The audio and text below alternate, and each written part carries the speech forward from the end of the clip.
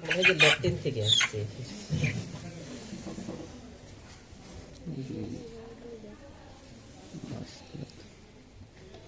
এটা দীর্ঘ যেটা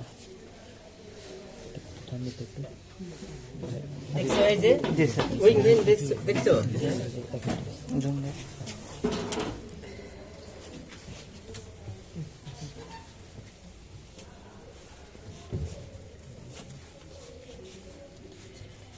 দেখো এই যে এই ধরলা না, এই দেখো আমি এইভাবে টান দেবো, কিন্তু আমি এখন যদি তুমি যদি এইভাবে টানার চেষ্টা করো তাহলে কিন্তু পারবা না। এক আঙ্গুল তোমার এক হাত দিয়ে সবকিছু করতে হবে, বুঝছো?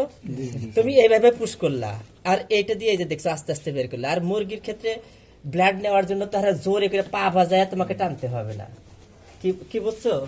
এই জন্য জাস্ট হালকা করে, সব সময় একদম হালকা করে ই করবো। আমি তো চোখে একটু কম দেখি।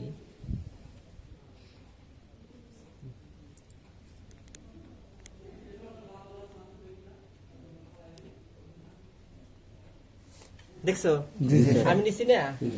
এখন যদি তুমি যদি বলো যে আমি এটা থেকে সিরাম কালেকশন করব, তাহলে এই ব্লাডটাকে নিয়ে জাস্ট এই 45 ডিগ্রি অ্যাঙ্গেলে এভাবে রেখে দিবা। কি কি বুঝতে পারছো যে আমার কাছে কোনো টেস্ট টিউব নাই? কি বুঝতে পারছো যে কোনো টেস্ট টিউব নাই? আমি তাহলে কি করব? জাস্ট 45 ডিগ্রি এইভাবে দেওয়ার পরে এটা ক্লট হয়ে যাবে। ক্লট হয়ে যাওয়ার পরে তারপরে তোমার এখান থেকে সিরাম কালেকশন করবো। এখন এই যে আমি নিচে এটা যদি বেশি তুমি পাংচারিং করো তাহলে এখান থেকে ব্লাড বের হয়ে আসবে, কিন্তু ব্লাড বের হয়ে এসে আর সবথেকে হলো যে সাইন্টিফিক ব্লাড কালেকশন হলো কি তোমাকে এখানে আগে অ্যালকোহলিক একটা রাবিং করতে হইতো, রাবিং করার পরে তারপরে তোমাকে এটা কালেকশন করতে হবে। কিন্তু এটার ক্ষেত্রে হলো হাতকে সবসময় সফট রাখবা। কি বুঝতে পারছো? যদি তুমি মুরগির থেকে ব্লাড কালেকশন করতে পারো তাহলে তুমি দুনিয়ার সব জায়গা থেকে ব্লাড কালেকশন করতে পারো। কি বোঝো নাই?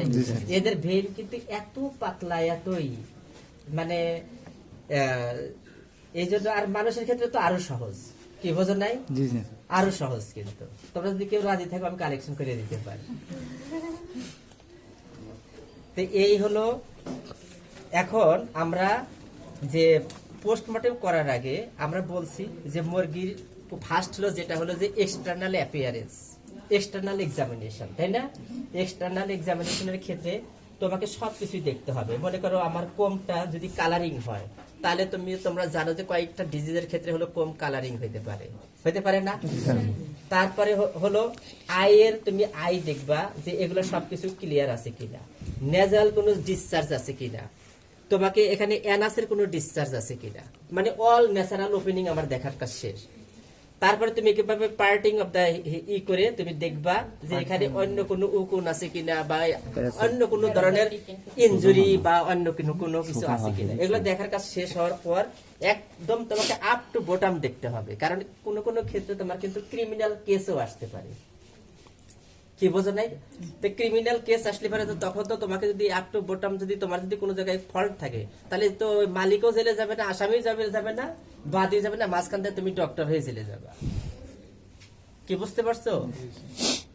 তো এগুলো দেখার পর তারপরে তোমাকে একটা একটা করে নোট ডাউন করতে হবে। এটাকে বলা হয় সুরথাল রিপোর্ট, যেটাকে আমরা সাধারণত পুলিশের খাতায় যেভাবে বলে যে সুরথাল রিপোর্ট। সুরথাল রিপোর্ট মানে কি? আমি যা দেখলাম একজনকে ফাঁসিতে ঝুলানো আছে, আমি ওই অবস্থায় আগে আমি রেকর্ড করব। কি বোঝেন কথাটা?